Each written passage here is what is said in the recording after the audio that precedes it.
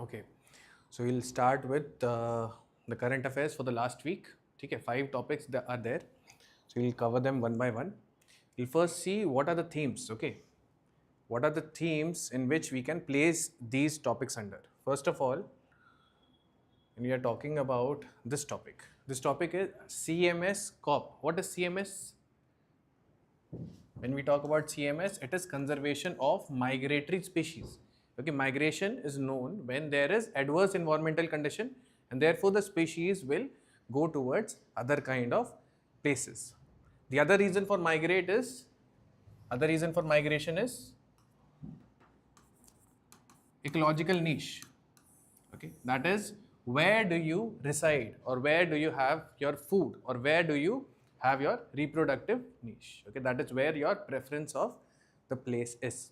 So COP15, this ends in Brazil with 40 new species being accorded protection. Okay.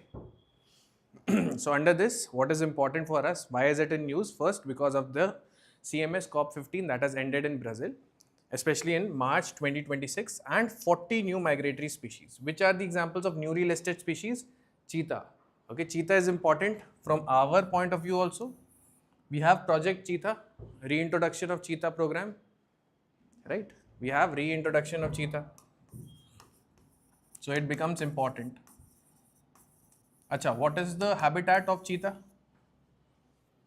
What is the habitat? Like which kind of places?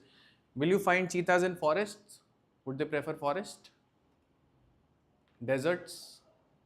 They prefer grasslands. Okay, the habitat of cheetah is grassland. And one of the important national parks that they were reintroduced in was Kuno National Park. Kuno National Park, that is in Madhya Pradesh. Okay, habitat, grasslands. Grassland type of ecosystems. Okay. So what was the report? Report was state of the world's migratory species. These actually listed down which ones are under threat. And that is why this kind of a report has also been declared, announced in the CMS COP15, and these are the list of newly species. Now, it shows accelerating decline and rising extinction risk. This means that the population of some of these species, when we talk about the 40 new species, some of them have been declining. That means the number of individuals have been declining over a period of time. Okay. Now the static part of it. Okay, static part. Understanding the static context. First, CMS, that is Bonn Convention. Bonn Convention, this is under which program? It is under UNEP. This means United Nations, what is this? Environment Program. Okay. So UNEP had concluded a Bonn Convention in 1979.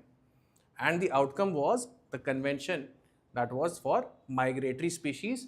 That means it says that cross-border species conservation. Cross-border species means that this becomes a political problem, a transboundary problem. What is a transboundary problem? Which we say that the nations will have to sit together and find a solution to this problem.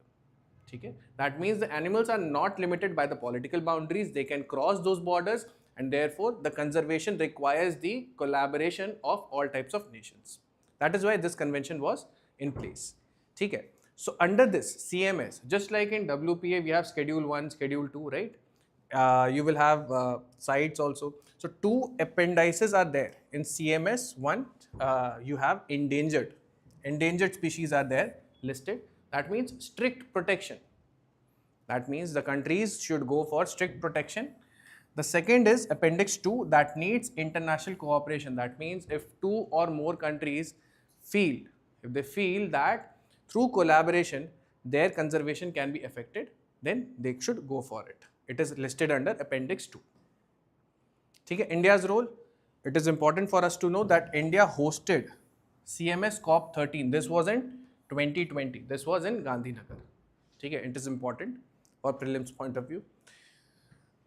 Now just understanding ecological context. Why migratory species matter? First, they move across ecosystems and countries and they maintain ecological connectivity. Okay, so it is like migratory species give ratings, है ना? That is wherever they move. Okay, suppose they move to various kinds of ecosystems, forest, grasslands, suppose say wetlands, है ना? So what they will do? They will say that what kind of a forest it is. When I moved towards grassland, what kind of a grassland was it? What kind of a wetland was it when I moved towards it? So it is like it is giving a rating as it migrates from one place to the other, as it moves from one ecosystem to the other. Okay? This is, they are moving not out of anything but preference, preferred. That means preference means niche. They are moving because of the preference, ecological niche. Okay? And that is why migratory species, when we talk about it, it talks about not just the individuals, the number of individuals, but also how much they rate the ecosystems that they are living in. What are the key roles? Key roles. One is pollination. What is pollination? That means spread of the disease, spread of pollen grains, है ना, from one place to the other. This is your reproductive niche, है ना. That means you will have the growth of plants because of them, है ना. Seed dispersal, pest control, both of these. Okay, core insight. Conservation requires transboundary cooperation. So we have seen here, this is a transboundary problem, and therefore a problem requires the cooperation from the collaboration of various countries. Okay. So this is about the static part.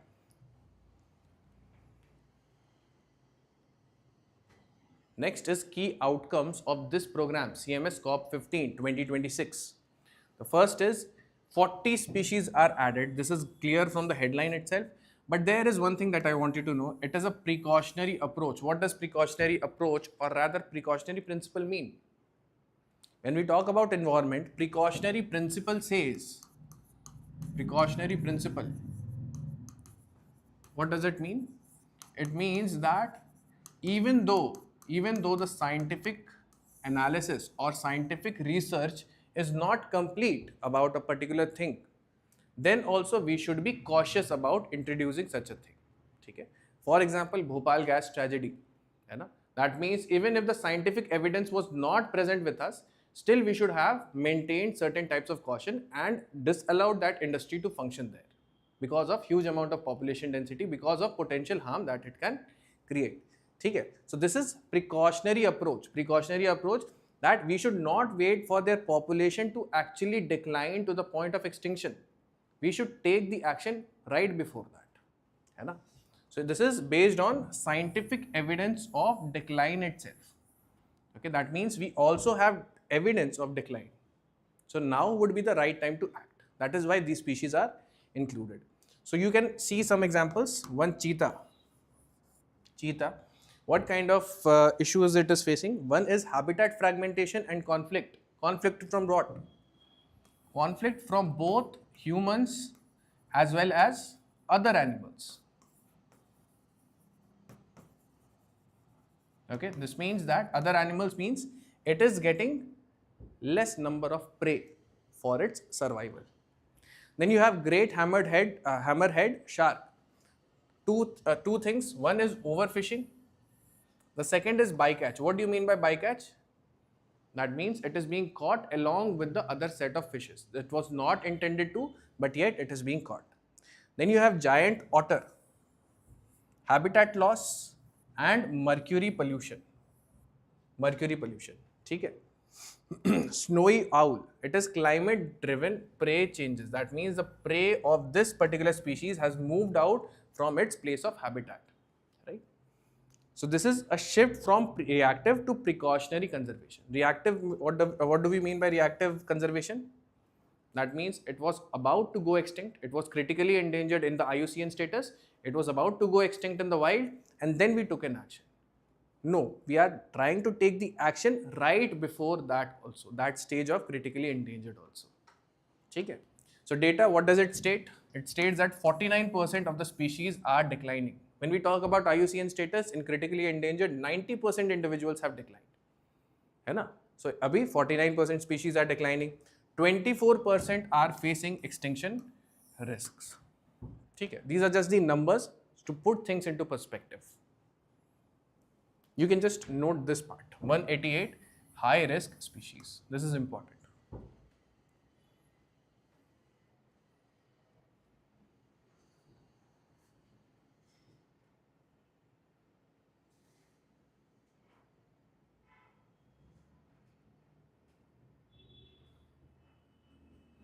Okay. Now, systemic gaps and emerging threats. What are some of the important threats that we have seen? One is key biodiversity areas gap. That means how many 9,000 plus key biodiversity areas have been identified, and 47% of them are not protected. Okay. Just like you have biodiversity hotspot. What is a biodiversity hotspot? Two conditions that we needed for biodiversity hotspot. What is that? Or two numbers. First, it is a definition by Conservation International, American NGO, states two things. One, 1500 vascular plants should be endemic, and the other is 70% of those should have been depleted. These are the two conditions for Conservation International to declare an area as a biodiversity hotspot. Currently, how many biodiversity hotspots are there? 36. Okay. 36 biodiversity hotspots are there, and out of them, how many are in India? In India, you have four biodiversity hotspots. Okay. Similarly, you will have key biodiversity areas, right? That means we talk about more number of endemic species over here. Okay, it is important to conserve them. 9,000 plus are identified globally, but 47%, almost 50% of them are not protected. Okay. What are the emerging threats? One is deep sea mining. Okay. What is deep sea mining? That means you go for mineral exploration at the deep sea level. What it will do? It disrupts the marine life there. Second, underwater noise. Okay. That creates navigation issues.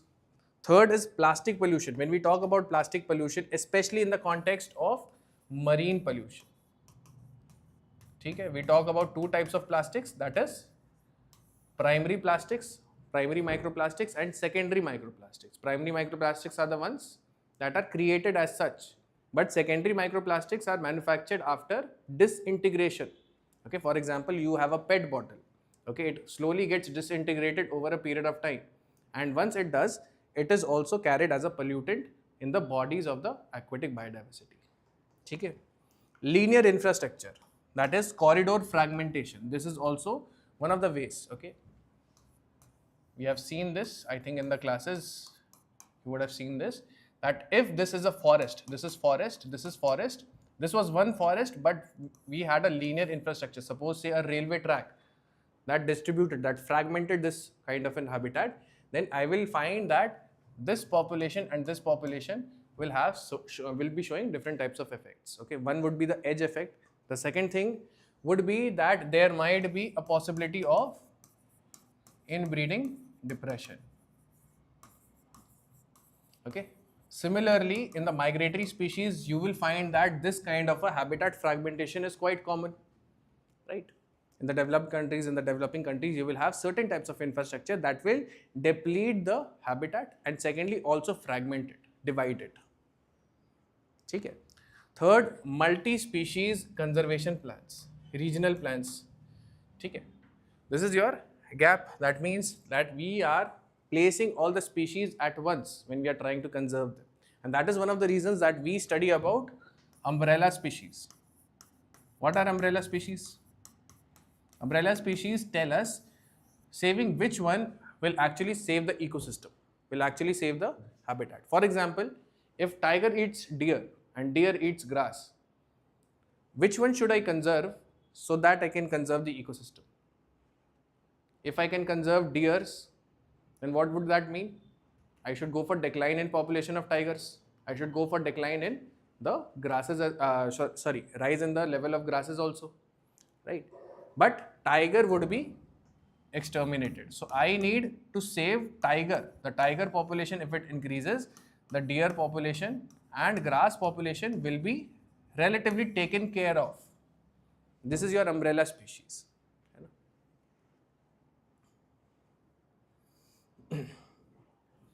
So significance and India's angle, that many species have overlap with Indian ecosystems, and implication that there is strengthening of Central Asian flyway conservation. Okay, this goes into Asian countries.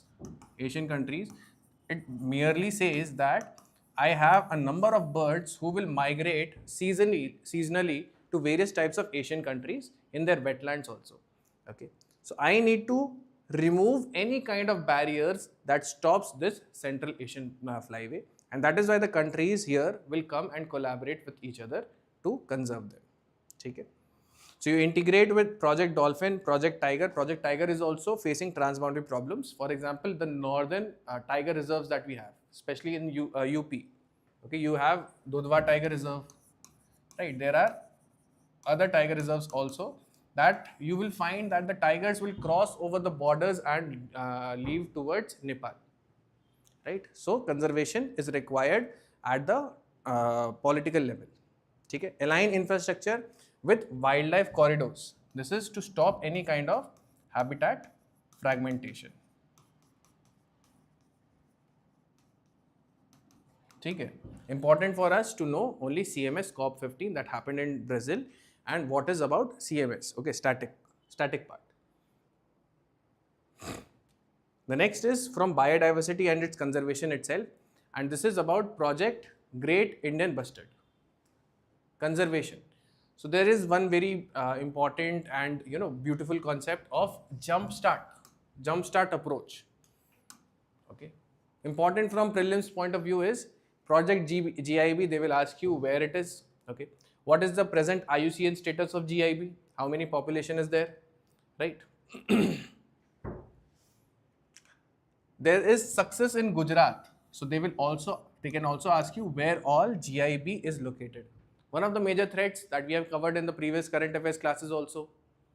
One of the major threats is that there is power transmission lines, due to which there is seen to be decline in population. Okay. So let us see. Great Indian Bustard chick has hatched in Gujarat, Kutch, in March 2026 using jumpstart approach, and this is the first success in the last approximately 10 years. Okay. So what was the key intervention? Usually you will find them in the grasslands. Their habitat is grasslands. Okay, from this picture it is clear also. Their habitat is grasslands, and mostly in Rajasthan, mostly in the areas of Rajasthan you will find these species. Now the fertile egg has been transferred from which state? From Rajasthan to Gujarat, and it has been done under the coordination by different agencies, that is Ministry of Environment, State Forest Departments, that means State Forest Department of Rajasthan and Gujarat, and Wildlife Institute of India. Okay. Right now Gujarat had only 3 females and no males. All eggs were infertile, and therefore in Gujarat it was facing a reproductive collapse. That means, okay, overall the most number of GIBs are found in Rajasthan itself. They are found in other parts of India also, critically in the habitat of grasslands, but with respect to Gujarat, only 3 females were there, no males, all eggs were infertile. Therefore there is a need for such kind of human intervention from Rajasthan to Gujarat. Okay. So basics, just to be sure in the prelims. One of the heaviest flying birds. Okay, how much is the weight? About 15 to 18 kgs. 15 to 18 kgs. Okay. Heaviest. It is also endemic. Endemic matlab you cannot find it anywhere else. Endemic to Indian subcontinent, and that is the reason you name it Great Indian. Great for what? Why is it great? Heavy, heaviest. Okay. Indian means endemic. Bustard is the species itself. Okay. So when they ask you about the IUCN status, what is the IUCN status for this? It is critically endangered. Critically endangered.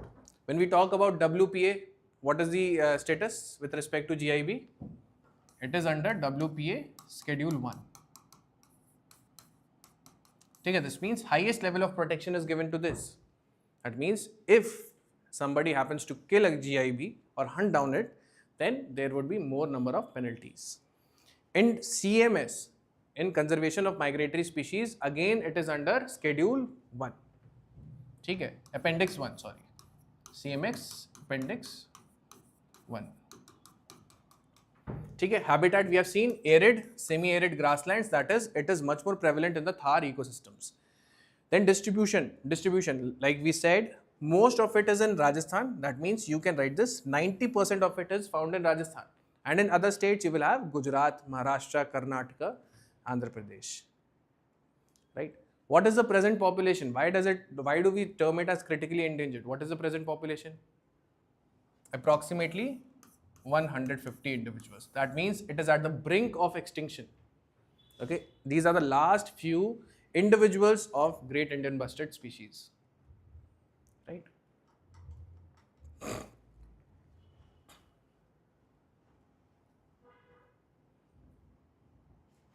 Now the jumpstart approach and Project GIB. Project GIB, this is your static part. That means we were focusing on habitat protection, predator control, captive breeding. What is captive breeding and reintroduction? What is captive breeding? Captive breeding, because we understand that the present habitat of the species has degraded or begun to be fragmented to such an extent that it is not possible for us to conserve it in its own habitat. Therefore, we need to take it out. We need to capture it, and then we have to go for increasing the number of individuals through the breeding process. There is a captive breeding program for crocodiles also, right? So key centers, this is important. It is in Sam Ramdevra in Rajasthan. Captive population, how much it is? Captive population 73 birds, approximately 73 birds. It is also termed as genetic insurance. Why? Ensuring that these birds are in the habitat which are required for their survival. Now, very, very important and very interesting part in conservation is the jump start approach. Okay. What happens is, whenever we have eggs, if this is an egg, okay, in captive breeding program, what we will do is, I will take the egg and put it in a kind of condition, controlled condition, so that it is nurtured and it gets all the necessary things that are required for its survival. That means for 2 to 3 years, I will go for captive breeding, or I will have individuals that will go for captive breeding. ठीक है, controlled conditions में. So individuals will grow, and then I will reintroduce these animals back into the wild. ठीक है. What happens is that if I delay this process of introducing them into the wild, then can they be said to survive in the wild? No. This means that they will become domesticated. Okay. So in jumpstart approach, what happens is, this whole process, foster parenting strategy. That means that the eggs that are born out of this captive breeding, okay, that means the individuals that were made to breed, they laid some eggs. That egg that was in captive breeding, now it is put into the wild. It is put into the wild GIB's nest. So this is your foster parent. That means this is not the actual parent. This is used when populations are too small to reproduce. So this is your jumpstart approach. You can read it here also. That is, identify viable female, replace infertile egg with fertile captive egg, and this transportation, 770 kilometers in 19 hours, controlled conditions. Chick hatches, it is raised by a wild mother. Okay? One is the birth giving mother is the captively bred mother. She lays eggs and it is being raised by wild mother. So the process of domestication does not happen. The process of having them to introduce in the wild, this is also not of a big challenge. Okay? This is your jumpstart approach. We are jumping this process. है ना? कि 2 to 3 years you do not need to make them stay in the controlled conditions. Okay? Significance, why this matters. First, ecological impact. Okay, restarts reproduction. in Gujarat for GIBs, prevents any kind of local extinction. We were talking about only 3 females being there in Gujarat. Scientific innovation. What it combines is assisted reproduction. We talk about assisted because they require some type of human intervention of introducing them into the nest of wild mother. Behavioral ecology. It is replicable for other species. Remember, we were talking about crocodile species also. We are talking about captive breeding. Similarly, I think 3 to 4 weeks back, there was also news about the captive breeding when we talk about the domestication of cats, wild cats. Hai na? Third, from the governance point of view, we have cooperative federalism. That means Rajasthan as well as state forest departments of Gujarat, they have to coordinate. This is the first interstate. This is very, very important. First interstate biological transfer. What is the first intercontinental transfer? Which project? Cheetah. Okay, that is where did we get our cheetahs from? Africa. Hai na? Africa. So this is the first interstate biological transfer. Rewilding. Okay, this process is actually called rewilding. That is captive breeding. After captive breeding, when you reintroduce them into the wild, it is called rewilding. Okay? Plus genetic value, it bridges what? Ex situ to in situ conservation. Okay? Whenever we are in the class, we talk about 2 types of conservation, ex situ and in situ.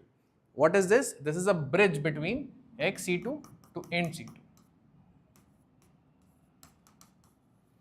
Okay? It prevents any kind of genetic stagnation. When we talk about ex situ, there are only a set number of individuals that we have which can promote breeding, right? So that will lead to genetic stagnation. But when we have a bridge like this, it will ensure that this kind of genetic stagnation does not take place. Then you have fifth, strategic value. It creates a biological bridge between the population and enables future repopulation. Okay? Simple, straightforward.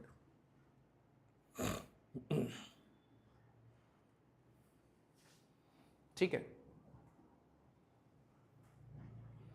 Next is olive ridley turtle, olive ridley sea turtle conservation on Hope Island. Okay, what is important for us here? First is olive ridley. What is it? What is olive ridley sea turtle? And where is Hope Island? This becomes important. Okay, from prelims point of view. First of all, olive ridley sea turtles, what is the IUCN status? It is VU, vulnerable. Vulnerable. So 20,000 olive ridley turtles eggs have been conserved, and the location is Hope Island, that is on Kakinada Bay, that is in Andhra Pradesh. Okay, so see this is the Hope Island. Okay, this is Kakinada Bay and this is AP, Andhra Pradesh. Okay, this is on the coast. So Hope Island. So 20,000 turtle eggs have been conserved here. It is implemented by whom? Implemented by Koringa Wildlife Sanctuary. Very, very important. Very, very important. Koringa Wildlife Sanctuary. Okay, this is the only thing that you should remember actually. So what is being used? Okay, we talk about conservation. Conservation can be again of 2 types. One we are talking about in situ and the other we are talking about ex situ. So if we are conserving it on Hope Island, then what type of conservation it is? We are not taking it out. We are taking it in the habitat itself. So it is in situ conservation. Method use in situ conservation. That means eggs are protected in their natural nesting habitats. Okay. That means Hope Island we are going for, because we would know that ORTs or olive ridley turtles naturally lay their eggs in these islands. Hope Island. Okay. What is this picture? This picture is of mass nesting. Mass nesting. What is the mass nesting for olive ridley turtles called? Aribadas.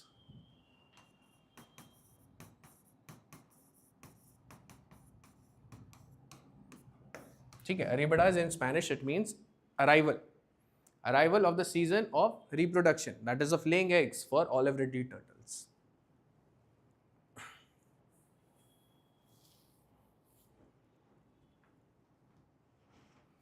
Okay.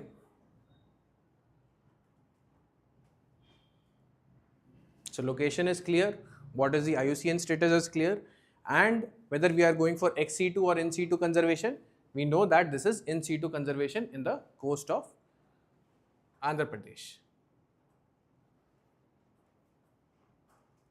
ठीक है. So first the basics part. Olive Ridley turtle. So when we were having the classes, we have seen that there is a distinction between tortoise and turtle. Which one of them is terrestrian? Lives on land? Tortoise lives on land. ठीक है. And turtle is a swimmer. That means it lives in marine waters or aquatic. Okay, which one is usually bigger, tortoise or turtle? Tortoise is bigger. ठीक है. Then with respect to turtle, there is one type of turtle that is very big. You have seen the picture also in the class. Which one? Leatherback turtle. Leatherback turtle. Okay, 500 kilos almost. Right? In turtles, you will also find these type of things. What are these? Flaps. ठीक है. This is for aiding in swimming. So olive ridley turtle, however, turtles are smaller than tortoise generally. Olive ridley turtle, smallest sea turtle. Smallest sea turtle. Almost about how much centimeters? 62 to 70 centimeters. Right? You can just imagine by knowing the 15 centimeter scale that you have, how much tall or how much long it is. ठीक है. It is heart shaped olive grey green shell. It has that kind of what you know as carapace. Carapace is a shell. This shell, this green shell that you can see on the top, it is heart shaped. है ना? If you see the top view. Where is it distributed? Which all regions? Pacific Ocean, Indian Ocean and Atlantic Ocean. These three oceans. What is the habitat? Open ocean and coastal waters. Okay, open ocean means the ones that are not near the coast, also and coastal waters.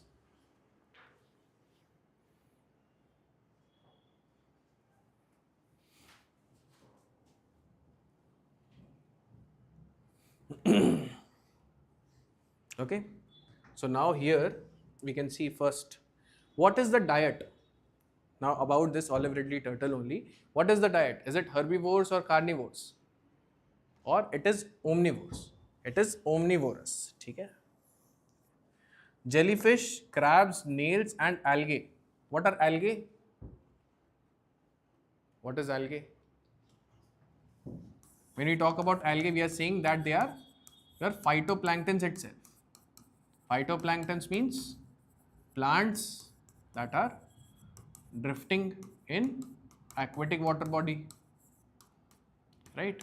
Plants drifting in aquatic water body. This is your phytoplankton. So when it eats on algae, it behaves like a herbivore. When it eats on these, then it is a carnivore. So we term it as an omnivorous. Migration, very, very important in case of olive ridley turtles, is long distance migration. Do you remember that? The mothers who were given birth on one island, suppose say one island where they were given birth, if they have gone to some other place, they will come back to the original place itself for giving birth. That is natal homing. So migration, they arrive in the Indian coast in November to December and they stay till April to May. Okay? November to December they arrive and stay till April to May. So what are the unique features? We have seen this aribada. This is your mass nesting. Aribada actually means arrival. Thousands of nests you will see simultaneously on the Indian coast at that point of time. One of the most important major Indian site is Gahir Matha. This is something that you should never forget. Largest Gahir Matha. The others are Rushikulya. Okay, this is Rushikulya. This is the Indian map. This is the coast of Odisha. You will find Gahir Matha here. Here you will have the mass nesting site, most amount of nests. Rushikulya is on this side, this side. This is the Rushikulya river and flowing into Rushikulya, right? This is Devi mouth, Devi river mouth. Okay? And on Andhra coast, this is your Hope Island that we are talking about, Vizag, Kakinada Bay and Andaman and Nicobar Islands. From this, it is clear what is the IUCN status. It is vulnerable, VU.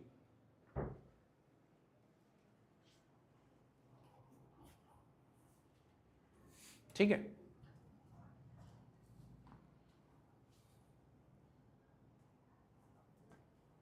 Now major threat, core risk factors. This is again your static portion. We already know. Okay. One is bycatch. Bycatch matlab that it is not intended by the fishermen to actually catch these olive ridley turtles, but since they are fishing, it is also caught in the net. That is your bycatch. Okay. So accidental capture in your trawl nets, in gill nets, right? What was the solution that we have seen in the class? That there has to be a turtle exclusion device. Turtle exclusion device. It is a type of a fish net in which you can trap the other kinds of fishes based on their sizes, and it eliminates the turtles from getting trapped. है ना? Second is poaching and illegal trade, both of eggs and meat. That means if there is aribadas, if there are mass nesting sites, the eggs will be stolen. One. Second, the turtles itself will be sold for their meat, consumption of meat. Okay. So, despite the global ban, this kind of a threat exists. Third is habitat disturbance. That means coastal development. If you go for coastal development, suppose say you are seeing that 20,000 nests have been conserved in Hope Island, but you now go for construction of hotels and resorts, then what will you find? That the nest will no longer be there. So, one is coastal development, and second is light pollution affecting the hatchlings. That means more amount of pollution in these coastal areas.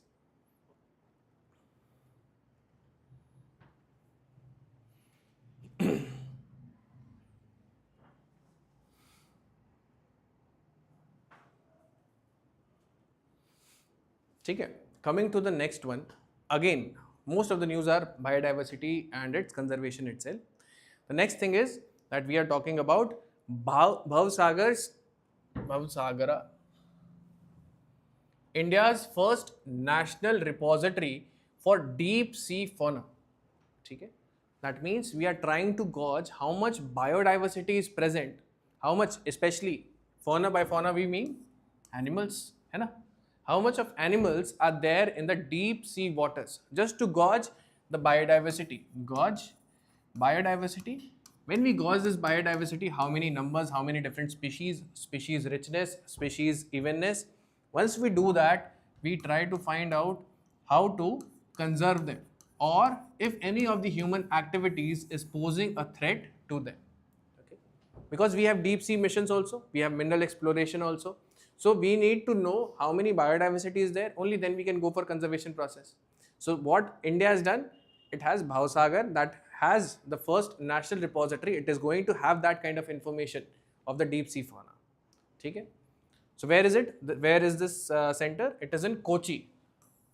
It is designated as a national repository for deep sea fauna. Okay? Operated by whom? Operated by this institute would be important, that is Center for Marine Living Resources and Ecology. Okay. More important is the ministry that it is under. Ministry of Earth Sciences. Do not make the mistake of saying it is under Ministry of Environment. No, not under Ministry of Environment, but Earth Sciences. Legal basis. When we talk about biodiversity, which is the highest legal law that we have in India? It is BDA 2002, that is Biological Diversity Act of 2002. This we have seen in your biodiversity chapter. Core significance, again, deep sea biodiversity governance, and it is linked to blue economy and deep ocean exploration. Very important. Comes at the overlap of blue economy. What is blue economy? What do you understand by blue economy? When we are talking about fisheries, when we are talking about oceans, how oceans can actually become an economic zone, right? There is a term called exclusive economic zone under UN clause, United Nations Convention on Laws of Sea. It will have a term called exclusive economic zone. That means in these waters, can you derive any kind of economic benefits? And if so, can these be sustainable in nature? Okay. So blue economy and deep ocean exploration, both are guided by and because of this national repository. Now, what is the static part for us? One, what is deep sea? We were talking about deep sea fauna. Deep sea fauna. So first question is, what is deep sea? Okay. After which point? So it is ocean depth greater than 200 meters. Only after 200 meters will you say that any kind of deep sea is there. How much percentage of Earth's surface? 65%. 65% of Earth's surface. Okay. Will light reach here? For example, in aquatic ecosystem, when we talk about different types of zones. Okay, one is photic zone, other is aphotic zone. This is photic zone, that means the light will reach here. Aphotic zone, here you will have darkness. Okay.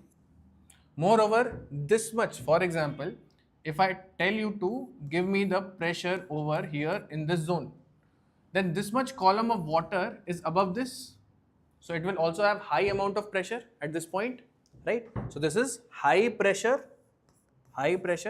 but the temperature is lower. Temperature is lower because of what reason? Because the sun is shining on the top surface, है ना? In the later part, it is mostly darkness. The temperature here is lower.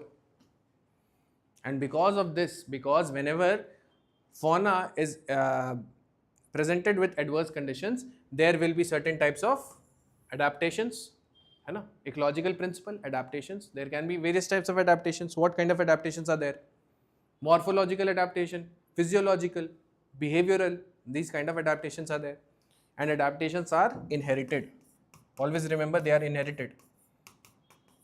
Okay, that means generation after generation will have this kind of adaptation within them. So one is bioluminescence. What is bioluminescence? It means they will glow in the dark. Okay. So I already said that this is deep sea, greater than 200 meters.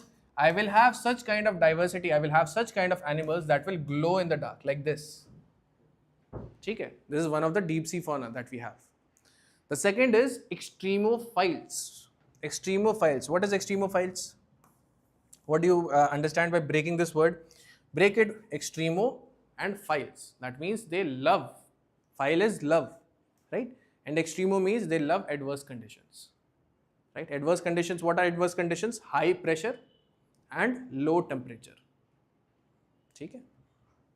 What is the ecological load? When we were studying about carbon cycle, we say that deep oceans will store this carbon for a very, very long time. That is when the carbon contained in the biomass of the living organisms, of the aquatic species, when they die, where do they fall? To the deep ocean. Okay, so this says that it is a major carbon sink.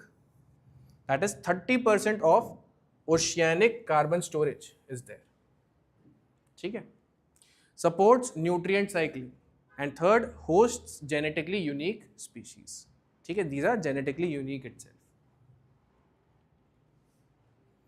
Okay. Next is India's maritime context and legal framework. Okay, important for us. First, India's EEZ. What is EEZ? We were talking about this exclusive economic zone. Exclusive economic zone. And how much of economic zone do we have? It is 2.37 million kilometers square. 2.37 kilometers square.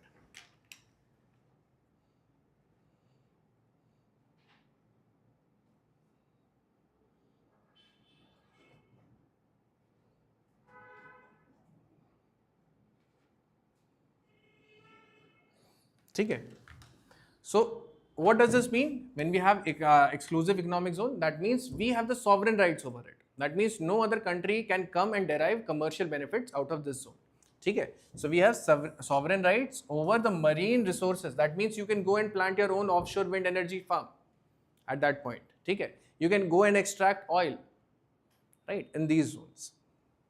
So key resource zone, what is the key resource zone? It is the central Indian Ocean basin. This one you could remember. And polymetallic nodules which contain important elements, important minerals like nickel, cobalt, manganese. Okay. Institutional framework for this part, legal framework, what you should know is one, there is National Biodiversity Authority. What does it come under? It comes under the Legal Act, Biodiversity Act of 2002. It provides for 3-tier mechanism. First of which is NBA, second is state biodiversity boards, And third is what? Biological management committees. Okay. This is the 3-tier governance structure under Biological Diversity Act. And the second is that we have seen earlier, CMLRE, that is under Ministry of Earth Sciences. That was there in the first slide itself. Okay.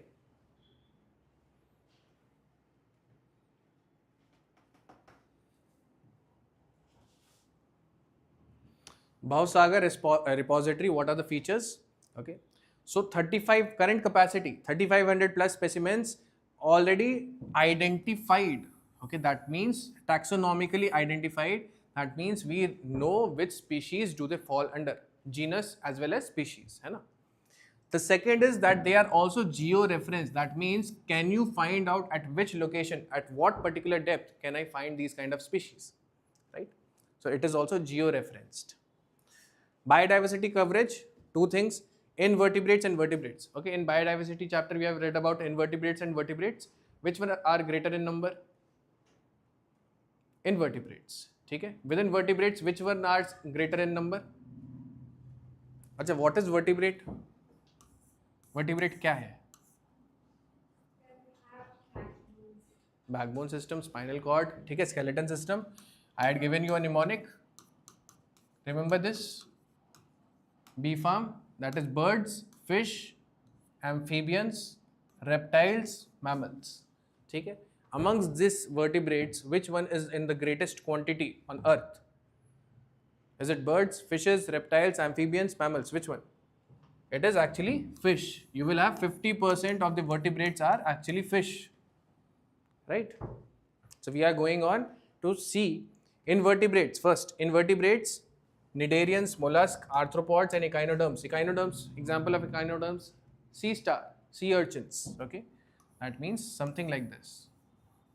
They do not have internal structure. Okay, radial pattern is there and this is some kind of support.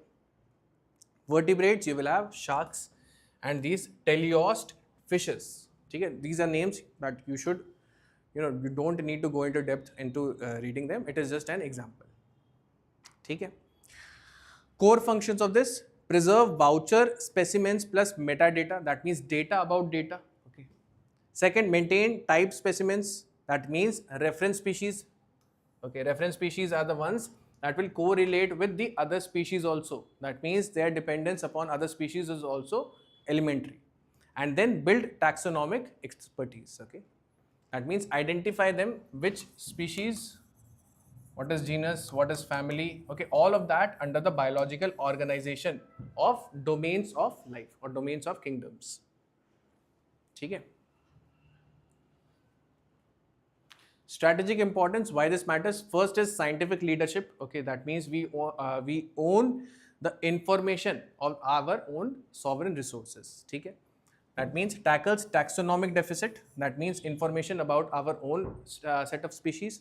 Second, 90% deep sea species still are undiscovered. Still undiscovered. Remember when we talked about, when we started with biodiversity, we said that how many species are there globally? Biodiversity पढ़ के खत्म हो गया, but what is the number of species? 8.7 million. We said that this amount, 8.7 million, out of this you will have some on land and some on sea. This was almost 6.5, this was 2.2 million. Okay, we are saying million. And these are the species that are not, we are not saying that they are, all of them are discovered. This is estimated. This is just estimation that these many species are there. So 90% deep sea species, it is in this domain that we have not discovered them. Okay? So it positions India as a taxonomy hub. The second thing is blue economy governance. It supports your deep ocean mission. Deep ocean mission is especially about mineral exploration. Okay, and we have, the government has sanctioned 4,000 crore rupees for it. Okay? It enables environmental impact assessment, right? The thing that we were saying earlier, that conservation can only start when you have the knowledge of the number of biodiversity species that you have. And only then such kind of developmental activities can start. At the crossroads, you will have environmental impact assessment. EIA comes under which act? Which act? You heard of Environmental Protection Act 1986? So this is a part of that.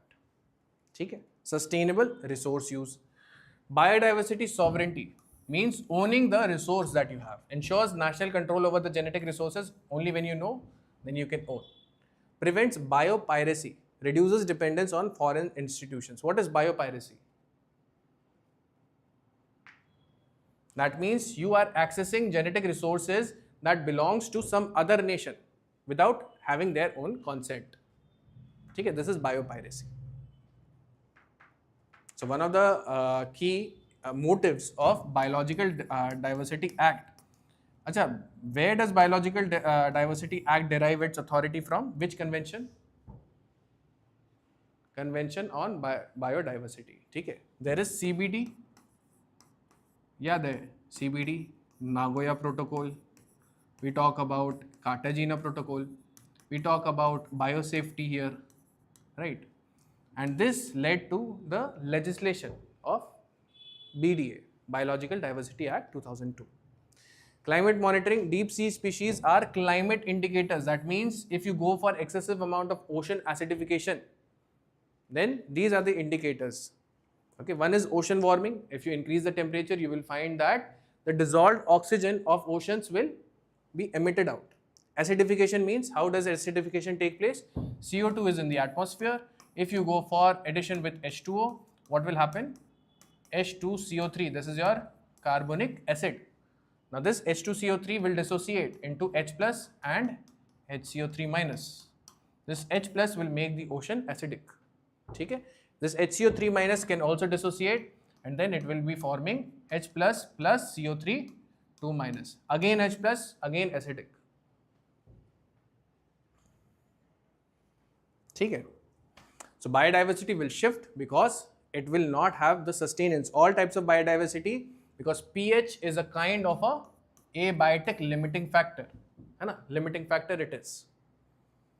So some species will be very, very sensitive to the changing pH conditions.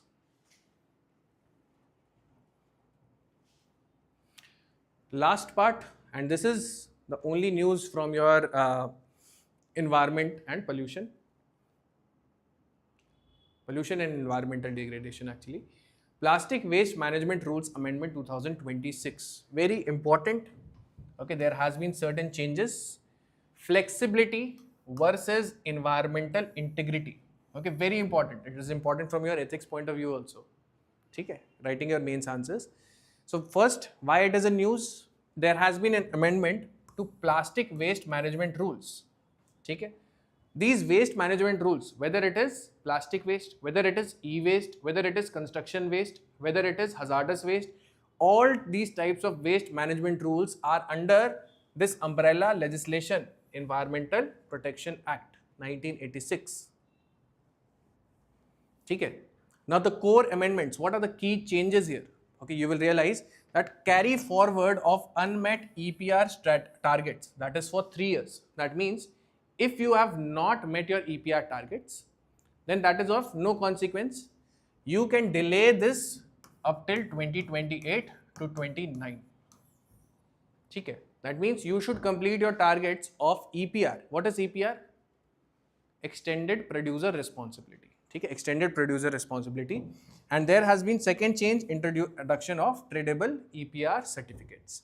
The core debate is whether you are postponing these EPR targets to the next 3 years. Even if you have not met in this year, then you can extend it up till next 3 years.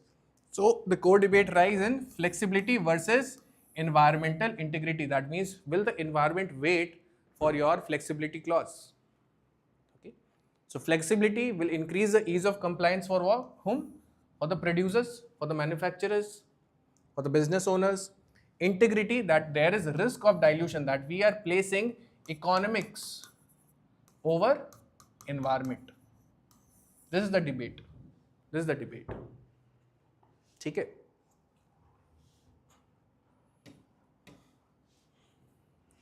So static backbone, EPR framework. Okay.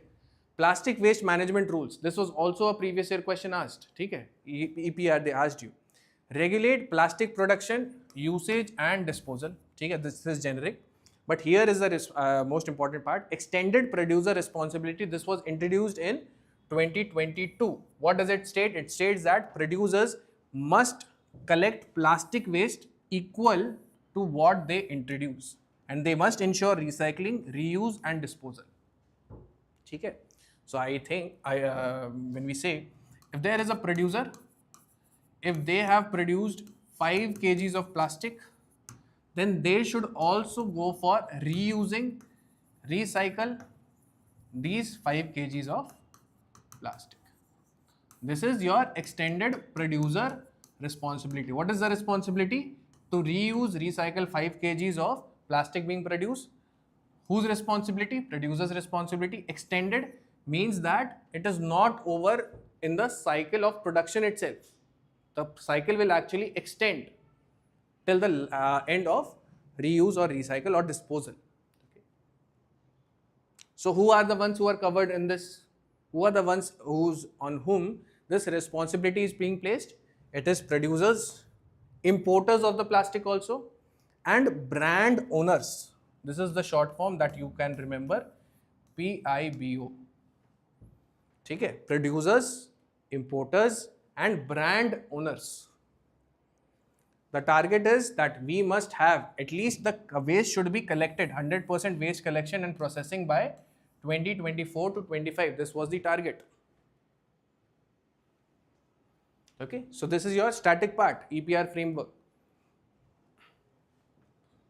What are the key provisions of this 2026 amendment? First is there a carry forward mechanism. Okay, so suppose say you were a producer and you had produced 5 kg in the year 2025, है ना? But under EPR you had to reuse, recycle or dispose of this 5 kg of plastics. But what you were actually able to do in 2025 was 4 kg or suppose say 1 kg. ठीक है? So it means you are in the negative 4 kg category. So the government would have penalized you under the waste management rules, extended producer responsibility. But now the government will say, कोई बात नहीं, you can go for recycling of 2 kg. 2027 comes 0.5 kg, and 2028 another, you could go for 1.5 kg. This is how you can complete your 5 kg. ठीक है? यहाँ पे it would have been penalized. That means in this year only it should have completed its 5 kg. But now it is carry forward. ठीक है? So this is your deficit is allowed for 3 years. This kind of a deficit minus 4 kg is allowed for 3 years till 2028 to 29. It says that this kind of adjustment will build flexibility and greater compliance. The condition, however, okay, it does not proceed in this random manner. This is just an example. The condition is minimum 1/3 deficit must be cleared annually. ठीक है? 1/3 of the total. That means if it was 5 kg, then 5/3 should be completed this year, 5/3 should be completed next year, 5/3 the third year. The second point is tradable EPR certificates. That means if somebody has recycled more than they have produced, for example, if there is a producer, he goes for production of 5 kgs of plastic. ठीक है? He produces 5 kg but recycles 10 kg. है ना? It recycles 10 kg. That means he is in the category of plus 5 kg. So what happens to this part? It becomes a tradable certificate. That means he can lend it to the earlier person. Okay, lend it to the person who is having a deficit of 5 kg. ठीक है? So firms can buy credits from over compliant. That means he is over compliant. He has produced only 5, but he has recycled 10. He is over compliant, so he can actually sell this. He can actually sell this, and it has become tradable in nature. So it is market-based compliance. Third, exemptions. Food packaging sector are largely excluded. Another major part of this amendment. Food packaging sector, because of safety restrictions on recycled plastic. ठीक है?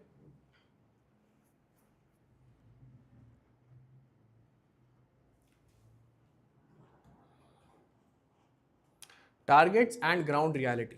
ठीक है, targets and ground reality. This is just pictures for you to have a perspective. There are recycling targets, okay, the key data is also given. Recycling targets, this is category 1, rigid. ठीक है, rigid types of bottles. This is something that you have seen into your homes also. Okay, in marketplaces you will find that these are very very rigid. Category 2, this is quite flexible. You'll see them as food packets. Okay, third is multi-layered. This is your multi-layered plastic. ठीक है, plastic film. Then you will also have aluminum foil, right? Like packets of chips. So recycling targets is based upon category 1, rigid 30%, it has been raised to 60%. For flexible, 10% been raised to 20%.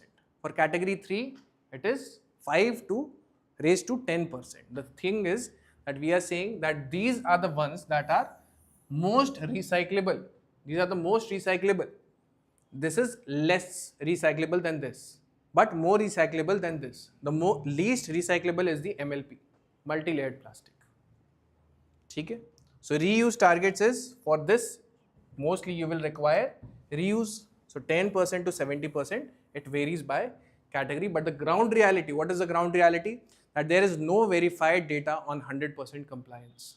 No verified data. We don't have data about this. And there is heavy reliance on self-reporting portals. That means we are just relying on the data given by the producers itself.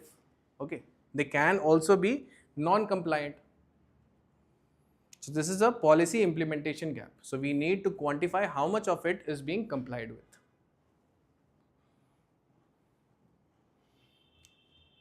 Okay, so last governance challenges and way forward. First, positive. What is the flexible side? When we talk about this amendment, they have said that you can carry it forward for 3 years. So it is a flexibility side. It is positive for the compliance part. So boosts recycling ecosystem. That means it gives extended producer responsibility. The producers have a greater, wider window to practice this recycling part. ठीक है? Encourages circular economy. Reduces compliance cost. That means people who are complying to it, the cost will be lesser for them. It develops markets also because you are having tradable EPR certificates, है ना? Credit markets. What is the negative downside of this? Integrity risk. When we talk about environment, paper compliance risk. Paper compliance. What does this mean? That you are complying only on the paper, but in actual situation, your data shows otherwise. Weakens urgency. That means you can actually postpone the responsibility of the producers. Third, multi-layered plastics remain unresolved. That means you do not have a solution. Still, a solution for multi-layered plastics is not there. ठीक है? Global alignment, one is SDG 12, that is responsible consumption. SDG means, what is SDG? Sustainable Developmental Goals. SDG 14 is marine pollution because plastics are heavily polluting the marine waters. Way forward is this, that means we must prepare independent audit of EPR data, real-time digital tracking of plastic life cycle. Okay, that means right from the start of its production up until the time when it is reused, recycled or disposed of. Tight regulation of credit trading. That means if you are going for market or tradable certificates, then this should be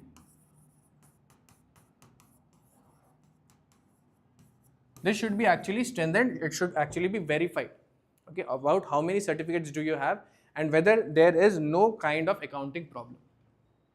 Okay, just like carbon credits and climate change. Fourth, promote recyclable product design. Okay, that means it should be embedded. Okay, embedded in the product itself. Fifth, invest in recycling infrastructure. Of course, why? Because most of the sector is informal. 95% of this recycling process, it is done by the informal sectors, informal workers itself. Last, gradually reduce exemptions. Gradually reduce exemptions for food grade plastics. That means you should not give them any relaxation on the tax benefits. ठीक है? So this is all. ठीक है? Thank you.